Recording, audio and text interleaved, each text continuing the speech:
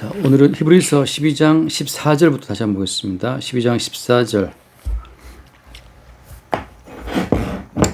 모든 사람과 더불어 화평함과 거룩함을 따르라. 이것이 없이는 아무도 주를 보지 못하리라.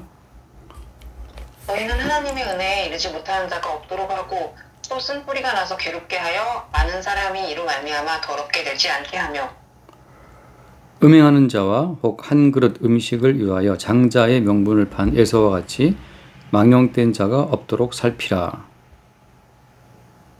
너희가 아는 바와 같이 그가 그 후에 축복을 이어받으려고 눈물을 흘리며 구하되 어린 바가 되어 회개할 기회를 얻지 못하였느니라. 오늘은 에서에 대한 이야기를 조금 더 할게요. 지난주에 못해서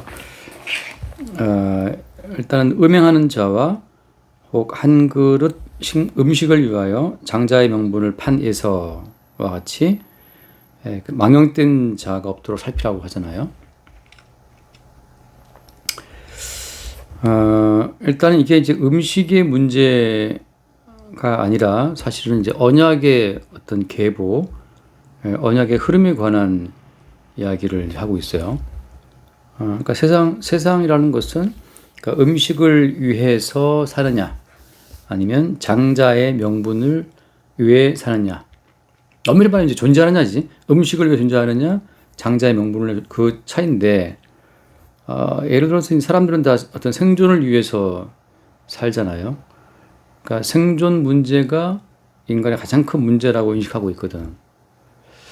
그 이제 생존이라는 것 자체는 아무튼 뭐 음식이 있어야 사는 거니까. 근데 그러니까 생존 문제에 대한 집착이라고 하는 것은 사실 이제 실존적인 문제죠. 그러니까 인간 실존, 인간이 생겨난 이후에 생겨나 있네. 그럼 뭐 살아야지. 라고 하는 거란 말이죠. 근데 왜 생겨났지 우리가?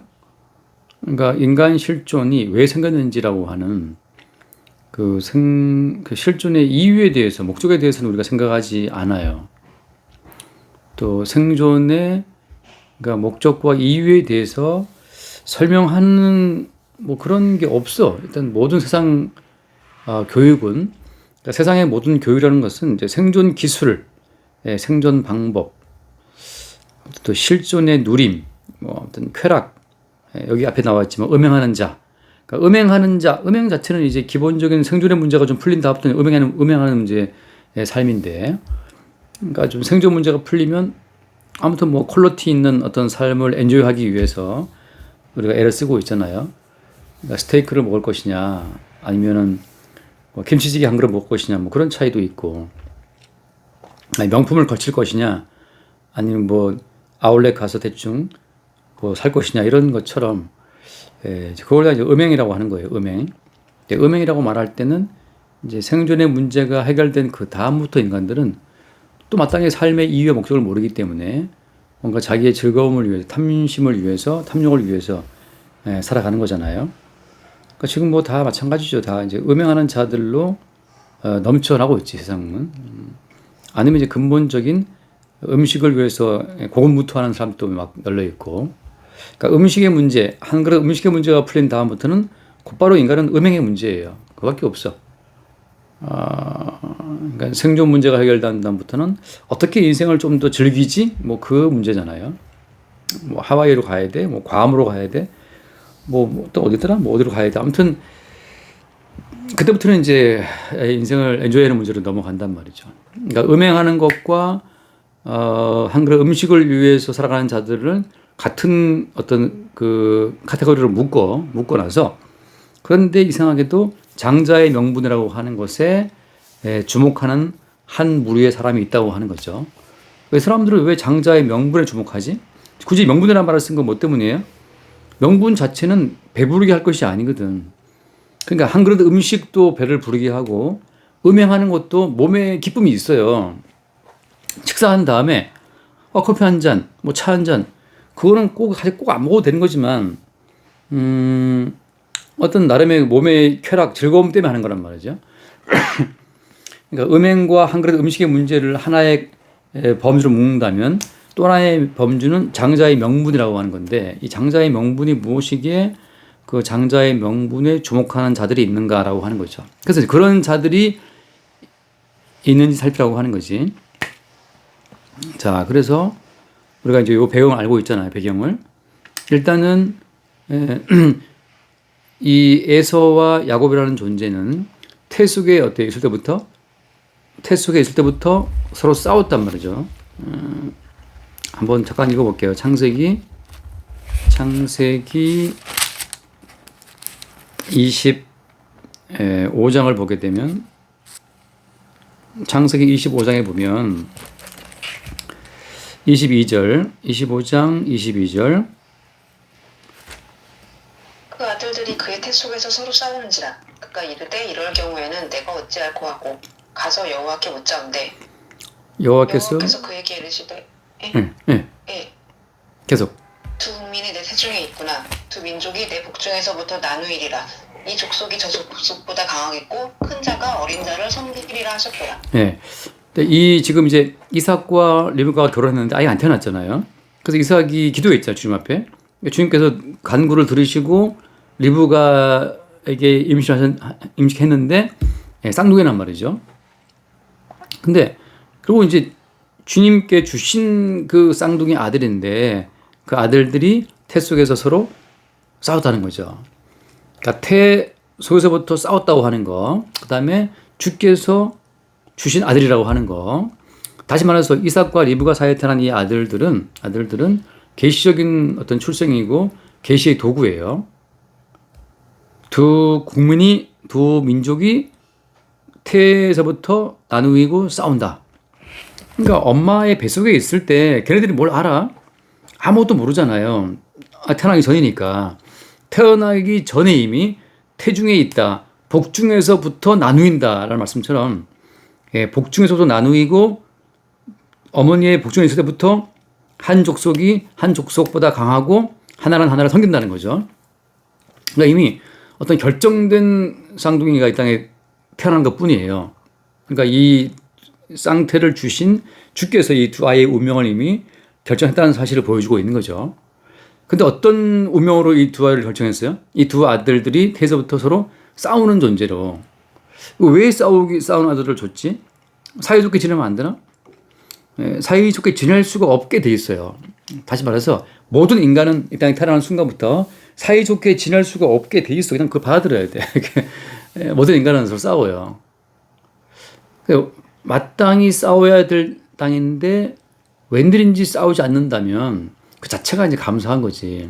사실 매일매일 싸운단 말이죠. 그럼 이 싸움이라고 하는 것은 어디가 출발 지점이에요?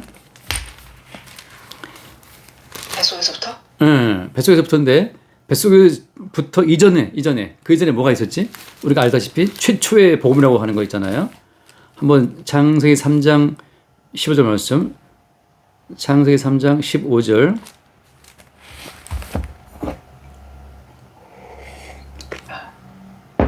내가 너로 여자와 원수가 되게 하고 내 후손도 여자의 후손과 원수가 되게 하리니 여자의 후손은 내 머리를 상하게 할 것이요 너는 그의 발꿈치를 상하게 할 것이니라. 이게 이제 최초의 전쟁인데, 그러니까 여자와 뱀과 원수가 된다고 하는 거, 그리고 뱀의 후손과 여자의 후손이 서로 원수가 되어서 싸운다는 거죠.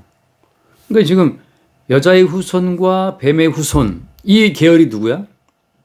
오늘 본문에 나와 있는 야곱과 에서라고 하는 거죠. 말하자면 이제 야곱이 여자의 후손 계열이라면 에서는 어떤 거야? 뱀의 후손의 계열이라고 하는 거지. 이 여자의 후손과 뱀의 후손의 이 전투가, 이 싸움이 계속 이어지는 거예요. 그래서 이 싸움이 이어진 첫 번째 또 하나 보게 되면, 예를 들어서 창세기 거기 아브라함의 두 아들 있잖아요.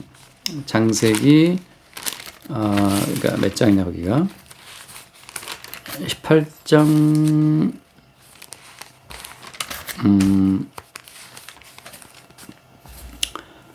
창세기 21장. 창세기 21장에 보면은 8절에 창세기 21장 8절 아이가 자라면 젖을 떼고 이삭이 젖을 떼는 날에 아브라함이 큰 잔치를 베풀었더라. 그 다음 9절 보세요. 사라가 본즉 아브라함의 아들 애굽 여인 하갈의 아들이 이삭을 놀리는지라. 그러니까 애굽 여인 하갈의 아들 이스마엘과 이삭의 또 분쟁이에요. 그러니까 이미 다 큰 장성한 이스마엘이 젖된 아이 이삭을 잘 돌봐주면 안 되는 거야. 안 되는 거예요. 싸우는단 말이죠. 그러니까 여자의 후손과 뱀의 후손의 전쟁이라고 하는 것은 아브라함 집안의 이스마엘과 이삭 전쟁으로 구체화되고 그다음 어때? 그다음에 오늘 창세기 아까 봤던 것처럼 창세기 26장에 나와 있는 26장의 22절 말씀에 그 아들들이 그의 태 속에서 서로 싸우는지라라고 하잖아요. 예. 또 이 싸움으로 이어지는 거예요. 이런 흐름을 쭉 이어져 오면서 사도 바울이 이걸 어떻게 요약했어요? 다 알다시피 우리가 갈라디아 4장을 보면 갈라디아서 4장을 보면 이걸 사도 바울이 어떻게 하나에 딱 요약을 하냐 하면 갈라디아서 4장 24절 말씀을 보면 23절 먼저 볼게요. 23절 여종에게서는 육체를 따라 낳았고 읽어주세요. 여종에게서는 육체를 따라 낳고 자유인은 여자에게서는 약속으로 말미암았느니라. 이것은 비유니 이 여자들은 두 언약이라. 하나는 신의 산으로부터 종을 낳은 자니 곧 하갈이라. 그러니까 모든 인생이 다 비유라고. 그러니까 인생은 실체가 아니고 비유예요, 비유. 그러니까 모든 인생은 실체가 아니고 하나의 비유고 하나의 도구이고, 그러니까 이제 유비의 수단이지 인생 자체가. 그러니까 인생이 실체라고 생각하게 되면 뱀의 그 거짓말을 속아 넘어가는 거라고. 모든 인간은 그러니까 주체적인 존재가 아니고 다 하나의 비유예요. 그러니까 비유적 도구로 인생이 동원된 거란 말이지. 근데 이제 어떤 비유에 두 언약이죠, 두 언약. 그러니까 두 종류의 언약을 보여주는 비유로 인생들은 쫙 분류되는 거야. 두 언약은 어때요? 아라비아에 있는 시내산으로 있는 그 율법이라고 하는 예도장이죠. 그 다음 말씀, 25절 말씀, 25절에. 이 하갈은 아라비아에 있는 시내산으로서 지금 있는 예루살렘과 같은 곳이니 그가 그 자녀들과 더불어 종노릇하고 오직 위에 있는 예루살렘은 자유자니 곧 우리 어머니라. 예, 그러니까 종노릇하고 있는 언약. 끝없이 이제 내가 말씀을 지키고 내가 순종하고 내가 기도해서 뭔가를 얻어야 하는 나의 행위로 내 존재 가치를 입증을 해서 내 행함으로 말미암아 하나님의 복을 얻어내야 되는 그 종노릇하는 자들의 언약이 있는 거죠. 신에서는 주어진 율법 언약이죠. 율법을 지킴으로 말미암아 존재 가치를 입증받고 하나님께 복 받으려고 하는 그 흐름이 하나 있고, 또 하나 흐름은 어때요? 위에 있는 예루살렘은 자유자님 곧 우리 어머니라 했던 것처럼, 그러니까 믿음으로 주어지는 어떤 흐름이라는 거지. 그 두 가지 흐름을 어떻게 했냐면은, 자, 28절부터 봐요. 28절부터. 형제들아 너희는 이삭과 같이 약속의 자녀라. 그러나 그때 육체를 따라 난 자가 성령을 따라 난 자를 박해한 것 같이 이제도 그러하도다. 그러나 성경이 무엇을 말하느냐? 여종과 그 아들을 내쫓으라. 여종의 아들이 자유 있는 여자의 아들과 더불어 유업을 얻지 못하리라 하였느니라. 그러니까 육체를 따라 난 자와 성령을 따라 난 자로 또 설계 번역하고 있는 거예요. 앞에서는 두 언약이니까 약속. 두 언약으로 했지만 그 언약의 자세한 내용을 번역하는 뭐예요? 하나는 육체고 하나는 성령이라고 하는 거지. 바꿔 말하면 율법을 통해서 의를 추구하는 자들은 육체를 따라 난 자라고 하는 거예요. 더 엄밀히 말하면 어때? 성령과 대비했을 때 악령이라고 하는 거지. 악령들은 계속 육체에 대한 가능성을 두고 육체적인 방법을 통해서 육체적인 자기 의를 얻으라고 촉구하는 게 악령이라고. 반대로 성령이라고 하는 것은 어때요? 성령은 끝없이 우리의 존재 가치를 무너뜨리면서 우리의 개인적인 율법적, 선악적 의를 무너뜨리면서 예수님으로 통해 이루어진 그 새로운 차원의 의를 우리 가운데 주입하시는 분이 성령이란 말이죠. 그러니까 성령을 따라가는 사람들은 자기의 육체적인 의를 자랑할 여지가 없어요. 그런 흐름으로 가는 거라고. 결국은 이제 여종과 아들을 추방하는 것처럼 이런 흐름으로 여자의 후손과 뱀의 후손의 전쟁을 아브라함 집안 내부에서부터 보여주시는 거야. 자, 다시 여자의 후손과 뱀의 후손의 전쟁 자체가 지금 딴 동네 일이 아니고 아브라함 집안, 아브라함 자손에서부터 이걸 보여준다고 하는 게 중요해요. 하지 말아서 택함받은 백성이라고 할 때는 자기 내부에서부터 이스마엘 계열과 이삭 계열이 끝없이 분출된다는 사실을 보는 거지. 또 똑같아요. 아브라함의 아들 이삭 같은 경우에 택함받은 아들이잖아, 이삭이. 택함받은 이삭 집안에서 쌍둥이가 태어났는데 그 쌍둥이로부터 어때? 또 육체를 따라 난 자와 성령을 따라 난 자가 또 나뉘는다 하는 거지. 이 말은 무슨 말이라고요? 그러니까 여자의 후손과 뱀의 후손의 전쟁 자체가 딴 동네 남의 동네의 말이 아니라 택함 받은 자의 삶 가운데서 드러난다는 것이 중요한 거야. 다시 말해서 누가 택함 받은 자이냐, 누가 십자가 언약을 따라서 주를 바라보는 자이냐라고 하게 되면 마치 아브라함이 자기 내부에서 이스마엘을 추방을 시켜야 돼. 주의 말씀을 따라. 그리고 자기 내부에서 이스마엘이 이삭을 괴롭히는 사건을 보게 되고 마침내 이스마엘을 추방을 해야 되는 것처럼 똑같아요. 또 나중에 어떻게 나중에 이삭이 너무너무 에서를 사랑했지만 에서를 어때? 저주한단 말이죠. 그러니까 우리 육체적인 본성이라고 하는 것은 어떤 뭐라 그러지 그거를 어떤 경향성이지, 어떤 그 경향성, 육체적인 우리 본성이 좋아하는 타입이 있잖아요. 나는 이런 삶이 좋아, 이런 음악이 좋고, 이런 아이가 좋고, 아무튼 뭐 나름이 생각하는 어떤 이상적인 삶이 있는데, 근데 이삭은 누굴 좋아한 거죠? 이삭은 에서를 좋아했어.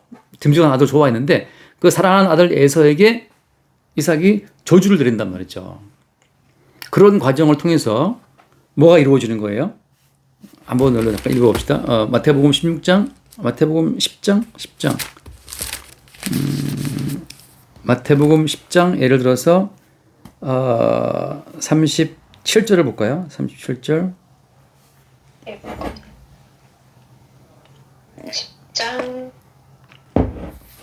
10장 37절이요? 네. 10장 37절. 아버지나 어머니를 나보다 더 사랑하는 자는 내게 합당하지 아니하고 아들이나 딸을 나보다 더 사랑하는 자도 내게 합당하지 아니하며. 그러니까 이삭 같은 경우에는 자기 사랑하는 아들 에서에게 저주를 함으로 말미암아서 자기도 모르게 아들이나 딸을 나보다 더 사랑하는 자를 합당치 않다는 이 말씀 자체가 이삭의 삶 가운데 이루어져 버렸어요. 이거는 이삭이 진짜 막 에서를 버리려고 애써서 한 거야? 아니죠, 그죠? 야곱이 아버지 이삭을 속였잖아. 그 속이는 과정을 통해서 이삭은 자기도 모르게 자기의 아들에게 저주를 내리는 아빠가 됨으로 말미암아서 이 말씀 자체가 그에게 이루어진 거예요. 그러니까 성도가 말씀을 시킨다고 하는 것은 그의 의지로 지키는 것이 아니에요.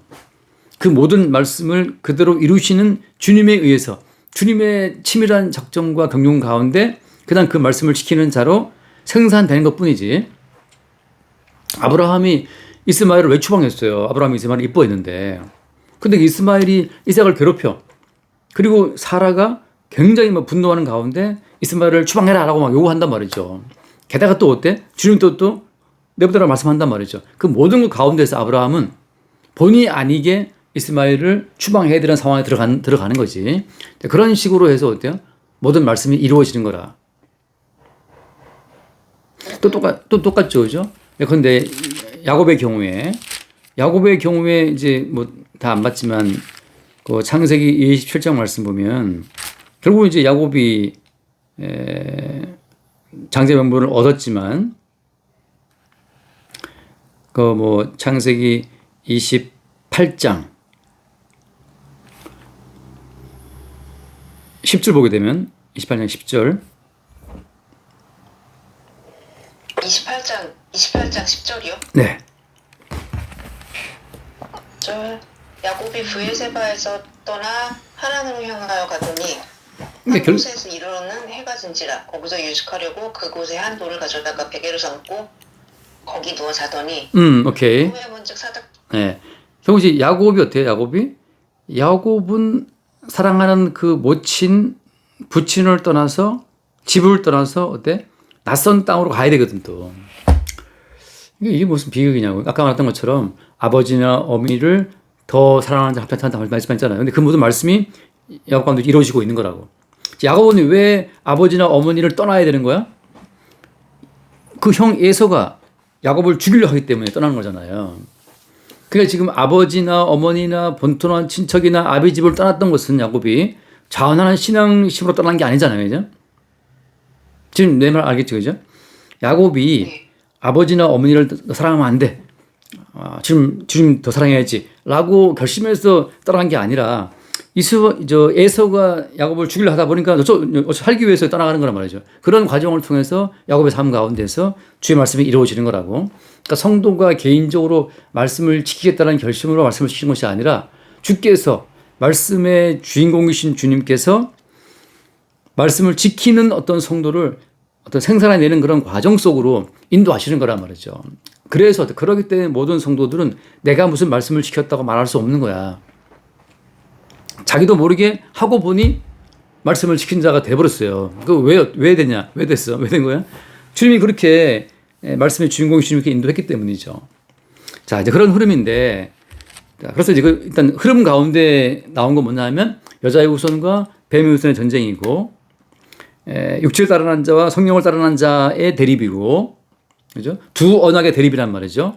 이 대립 가운데 주님께서는 택한 백성은 건지시고 아닌 자들은 버리시는 과정을 해 나가는 과정이란 말이죠. 거기서 이제 아까 그 장자의 명분을 잠깐 해봅시다. 거기 창세기 25장을 보게 되면 창세기 25장 31절 말씀, 31절. 야곱이 이르되 형이 장자의 명분을 오늘 내게 팔라. 에서가 이르되 내가 죽게 되었으니 이 장자의 명분이 내게 무엇이 유익하리요. 야곱이 이르되 오늘 내게 맹세하라. 에서가 맹세하고 장자의 명분을 야곱에게 판지라. 야곱이 떡과 팥죽을 에서에게 주매 에서가 먹으며 마시고 일어나 갔으니 에서가 장자의 명분을 가볍게 여김이었더라. 자, 그래서 이제 육체를 따르는 자의 특징, 뱀의 후손의 특징이 뭐냐? 육체를 따르는 자, 뱀의 후손, 그 다음에 또 하나 뭐였죠? 두 언약 가운데서 율법적인 언약을 따르는 자의 특징이 바로 뭐냐 하면은 장자의 명분을 가볍게 여기고 먹고 사는 문제에 매인다고 하는 거예요. 쉽게 말하면 이제 돈에 엄청 매여. 그리고 무엇을 쉽게 여기는 거예요? 장자의 명분의 가치를 가볍게 여긴다고 하는 거죠. 그럼 장자의 명분이 무엇이기에 주님께서는 장자의 명분의 어떤 무게감을 이렇게 두고 있는 거예요? 심지어 여기 에서가 말한 것처럼 내가 배고파 죽게 생겼으니까 내가 죽게 되었으니 장자의 명분에게 무엇이 유익하리요. 그러니까 장자의 명분의 유익성 자체는 돈의 세계, 떡의 세계, 이제 생존의 세계에서는 이게 아무 유익이 없다고 하는 거죠. 왜냐하면 장자라고 하는 것은 기본적으로 이 땅의 생존과 상관이 없어요. 근데 이제 생각해봐. 이게 마귀의 거대한 거짓말인데, 자, 마귀의 거대한 거짓말은 뭐냐 하면, 너로서 너의 생존의 문제를 해결해야 한다고 하는 거야.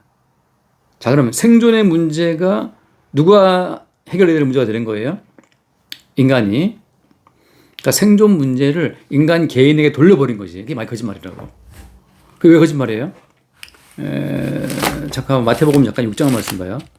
마태복음 6장 말씀 보면 생존의 문제, 먹고 사는 문제, 떡의 문제가 그게 인간의 문제가 아니었다고. 마태복음 6장 예를 들어서 몇 절이 있지?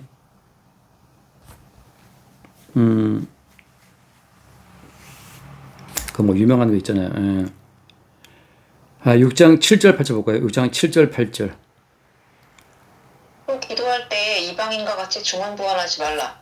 그들은 말을 많이 하여야 들으실 줄 생각하느니라. 그러므로 그들을 본받지 말라. 구하기 전에 너희에게 있어야 할 것을 하나님 너희 아버지께서 아시느니라.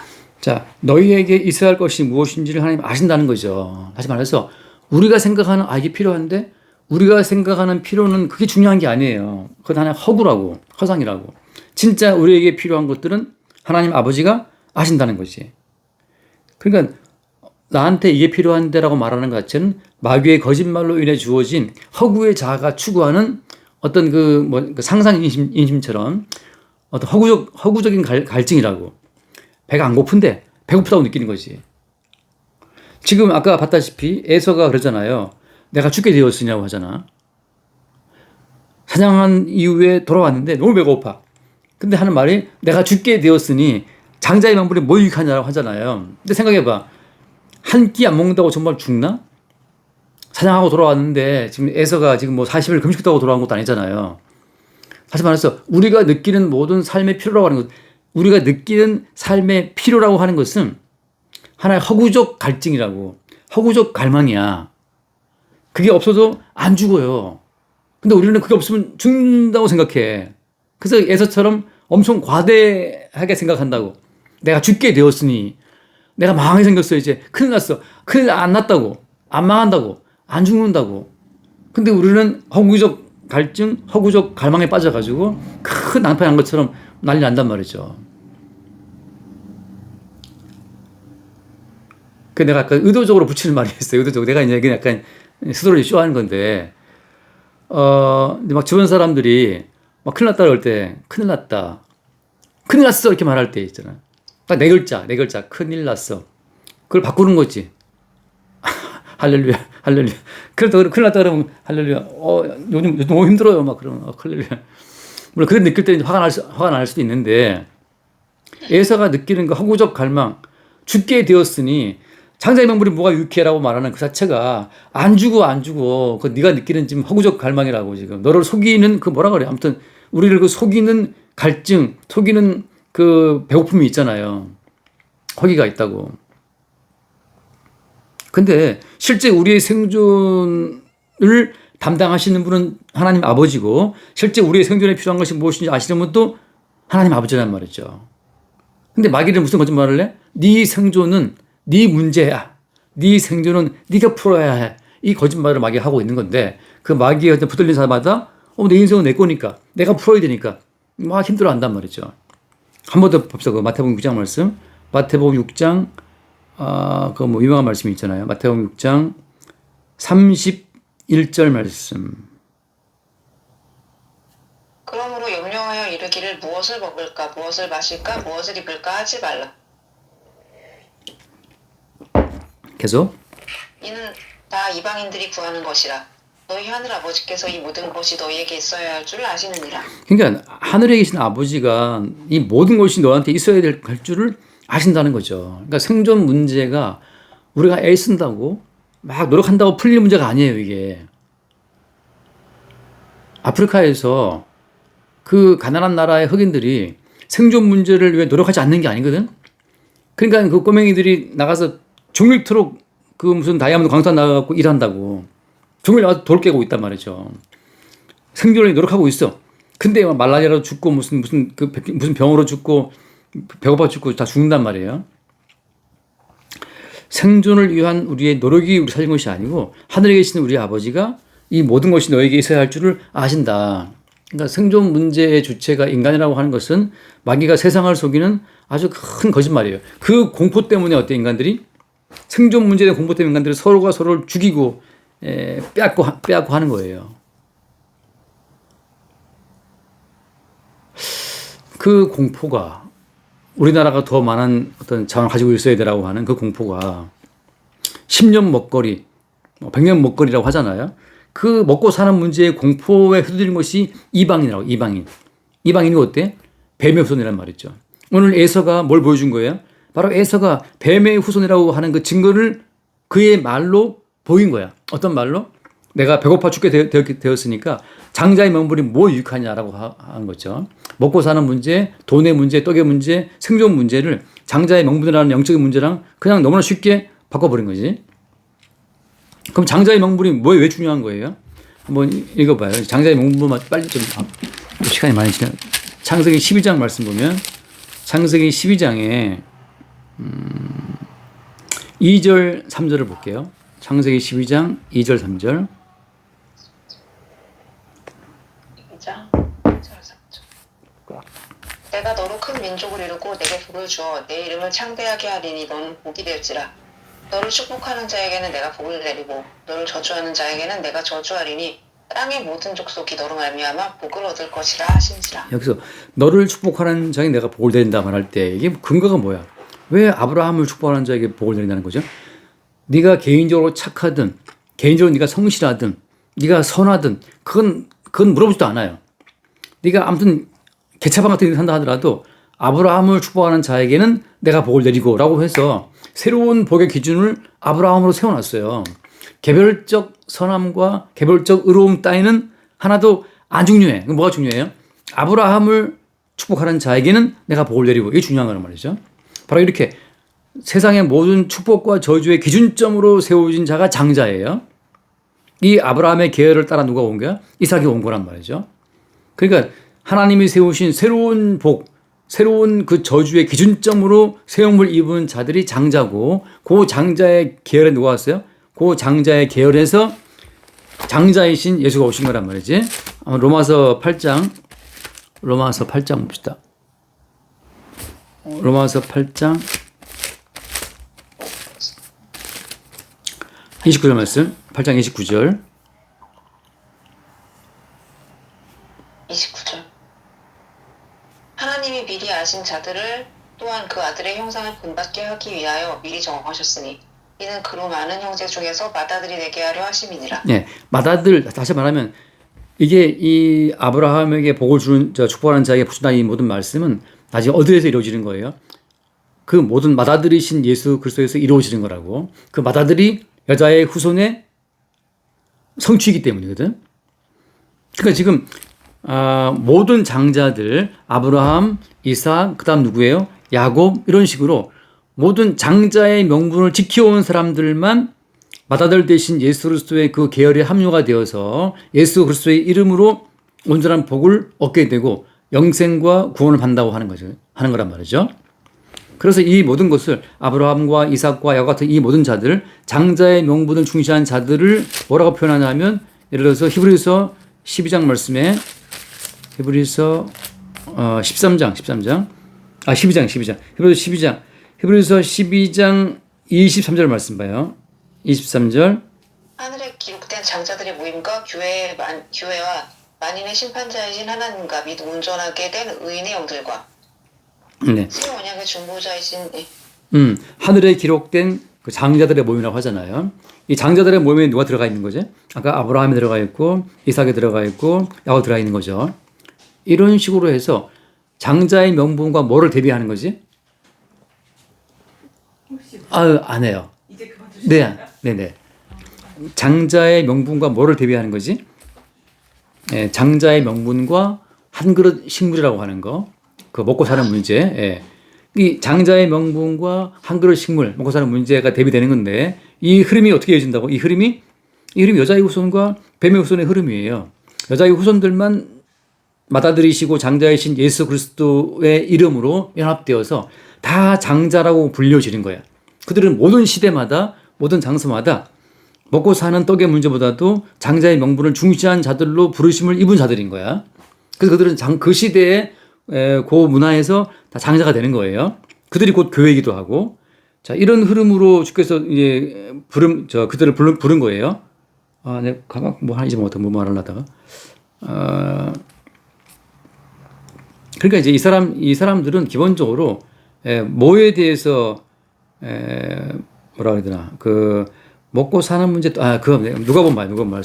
누가복음 말씀 보면 경건이라고 하는 것 자체가 얼마나 먹고 사는 문제로 오용된다는 것을 볼 수 있어요. 누가복음 10년 경건한다는 거 말씀시킨다는 그 자체가 얼마나 사람들의 그 간사한 속성을 담고 있는지를 누가복음 16장을 보면 누가복음 16장 14절 말씀 봐요. 14절. 바리새인들은 돈을 좋아하는 자들이라 이 모든 것을 듣고 비웃거늘 바리새인들은 뭐 한다고? 돈을 좋아하는 자들이라. 자, 이게 지금 주님께서 그 내면을 꿰뚫고 있는 거예요. 바리새인들은 경건을 추구하잖아요. 의를 추구하고 왜 그들이 말씀을 지키는 거야? 돈 때문이에요. 오늘날 많은 기독교인들 교회 나오잖아. 왜 교회 나와? 돈 때문이에요. 먹고 사는 문제 때문에 교회 나온다고. 연예인들이 요즘에 연예인들이 뭐 유튜브 많이 하더라고. 연예인들이 뭐 성경 어쩌고 하면서 뭐 조혜련부터 해서 막 연예인들이 성경 어쩌고 뭐 기독교 나온다고 막 그러는데 연예인들이 왜 이렇게 교회 나와서 광고하고 교회를 광고하는 거야? 연예계 계통에서 성공 못한 연예인들은 다 교회로 기어들어와갖고 지금 말하자면 교회 장사하고 있는 거지. 물론 이제 이러면 좀 화날 수 있는데 내가 볼 때는 그런 게 너무 많아요. 장사 되니까 돈 되니까 이 교회 들어온 거고 아니 그 자기들 분야에서 인기 다 있으면 굳이 들어올 이유가 없어요. 근데 이제 무슨 말인가 하면 그만큼 이제 많은 사람들이 떡을 좋아하고 돈을 좋아하고 생존을 좋아하는데 그걸 풀기 위한 방편으로 도구로 경건을 이용하고 말씀을 이용하고 교회를 이용한다고 하는 거지. 그걸 한단 말이 나도 아버지가 이삭이야 그 말 하는 거지. 야곱은 나도 아버지가 아브라함이야. 그 말을 누가 이스마엘이 하는 거죠. 그러니까 오늘날 또 수없이 많은 사람들이 나도 예수 믿어. 그 예수 믿는다는 그 예수 믿음 자체가 사실 무엇을 가리고 숨기고 있는 거예요? 돈을 좋아하는 자들이라. 얼마나 그들이 돈을 좋아하는지 주님이 아신단 말이죠. 니들이 왜 심을주하고 왜 구제하고 봉사하고 말씀을 지키는데 하나님 복 받아가지고 이 땅에서 잘 살아보려고 그들이 열심히 믿는 거예요. 대표적인 누가 있었어요? 청년 부자. 모든 계명을 시켰잖아요. 그죠? 근데 마지막에 주님이 하나 요구했지. 역시 영생과 구원보다도 그 청년은 뭘 더 좋아한 거야? 돈을 더 좋아한 자란 말이죠. 그러니까 이렇게 주님께서 몰아붙이면 다시 말하면 말씀의 주인공이신 주님이 말씀을 지킬 수밖에 없도록 자기 백성을 인도하심으로 말미암아서 말씀을 지키는 자기의 백성을 예수님이 직접 생산을 해내시는 거라고. 자, 결론. 야곱과 에서의 본성은 똑같아요. 여기서 야곱이 보다 더 뛰어난 천성을 지고 태어났다. 그건 사기치는 거예요. 똑같은 본성이야. 다만 어때요? 왜 야곱은 장자의 명분을 중시한 자가 된 거예요? 그것은 주님이 그렇게 야곱을 인도해 온 거란 말이지. 지금 내가 성경의 행간의 의미를 말하자면 그렇죠. 이삭이 아버지 이삭이 워낙에 에서를 좋아했단 말이죠. 편애한 거라고. 그걸 야곱을 지켜봤잖아요. 근데 야곱 볼 때 야곱이 왜 이렇게 아버지 이삭이 형 에서를 좋아하지? 뭐 때문이야? 에서가 장자였으니까. 장자에게로 모든 게 넘어가는 그 시대에서 야곱이 보니까는 에서가 장자라는 것 때문에 너무나 많은 아버지의 편애가 주어지니까 야곱도 어때요? 그 야곱의 장자의 명분을 야곱도 사모했던 거란 말이죠. 근데 어때? 에서는 탁월한 장자니까 내가 뭐 아쉬워. 내가 장자의 명분을 넘긴다 하더라도 설마 넘어가겠냐. 내 건데 장자의 명분은. 그렇게 생각하는 거죠. 다시 말해서 그런 과정 가운데서 야곱은 자기도 모르게 장자의 명분을 계속 노리게 되고 탐하게 되는 자가 된 거지. 그 모든 일은 어때요?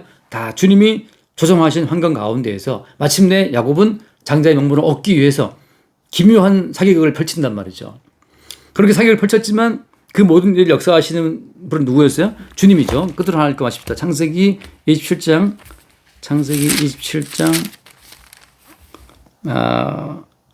자, 27장 18절 말씀부터 볼까요? 18절부터. 야곱이 아버지에게 나아가서 내 아버지여 하고 부르니 이르되 내가 여기 있노라. 내 아들아 내가 누구냐? 야곱이 아버지에게 대답하되 나는 아버지의 맏아들 에서로소이다. 오케이, 여기까지. 아버지께서 내게 명하신 대로 너 누구냐 할 때 답이 뭐였어요? 야곱이 거짓말 치지. 나는 아버지의 아들 맏아들 에서로소이다. 이게 아까 로마서 8장에 있는 말씀처럼 맏아들 되신 예수 그리스도의 흐름에 다 함된 자들의 고백이에요. 너 누구냐 할 때 어때? 너 누구냐 할 때 야곱이라 말하는 사람 다 이 지옥 간단 말이지. 너 누구 할 때 나는 아버지의 맏아들 에서로소이다. 똑같아요. 나는 하나님 아버지의 맏아들 그리스도입니다를 고백할 때 다시 말해서 어때요? 다시 말해서 이는 내게 사는 것이 뭐라고 했어요? 바울이? 이는 내게 사는 것이 그리스도니 하자. 그리스도니. 그러니까 내 속에 사시는 분이 그리스도라고 하는 껍데기 나 말고 내 속에 사시는 그리스도가 여기까지 나를 인도했습니다라고 말할 때 내가 무슨 계명을 지켰고 말씀을 지켰고 11조를 했고 내가 예수를 믿고 다 필요 없고 여기까지 나를 인도해 오신 그분이 내 속에 사시는 그리스도입니다라고 고백할 때 그럴 때 어때요? 하나님 아버지는 우리 속에 사시는 그리스도를 보시고 우리를 맏아들의 복에 동참을 하게 하시는 거란 말이죠. 그래서 바울이 했던 그 위대한 고백이죠. 이는 내게 사는 것이 그리스도니 뭐라고 했어요? 죽는 것도 유익하다. 그러니까 죽는 과정 가운데도 이 사람이 뭐라고 고백하는 거야? 내게 사는 것이 그리스도인데 그 그리스도가 나를 죽는 상황까지 인도했다라는 고백을 할 때 그때 하나님께서는 죽는 상황까지 인도했는데 그 속에 나오는 고백이 그리스도니까 그 그리스도를 보고 그리스도에 약속된 영원한 맏아들의 나라를 그에게 상속으로 주신다고 하는 거죠. 어떤 상황이 와도 내게 사는 것은 그리스도라고 하는 그 고백이 있을 때 너 누구냐라고 물어볼 때 나는 아버지의 맏아들 에서로소이다 했던 이 야곱 고백처럼 너 누구냐 할 때 여기까지 인도하신 그분이 내 속에 사신 그리스도인을 고백할 때 그때 우리는 그리스도의 그 약속의 나라에 동참하는 복을 얻게 된다고 하는 거죠. 여기까지 하겠습니다. 존귀하신 주님 감사합니다. 야곱과 에서의 인생을 통해서 여자의 후손과 뱀의 후손의 대결 구조와 더불어서 하나님의 구원을 얻게 되는 그 장자들의 모임에 참여할 자들의 삶의 모습이 결국 그들의 개인적인 행함이 아니라 그들을 그렇게 이끄시는 주의 은총에 있었음을 알게 하시고 우리 속에 사실은 그리스도로 말미암아 우리가 존재함을 또 살고 있음을 매 순간 고백해야 할 주옵소서. 지금 이 순간 이 상황에 나를 이끌어 오신 그분이 우리 속에 사실은 그리스도임을 고백할 수 있도록 긍휼을 더하여 주옵소서. 우리 주 예수님을 거드립니다. 아멘.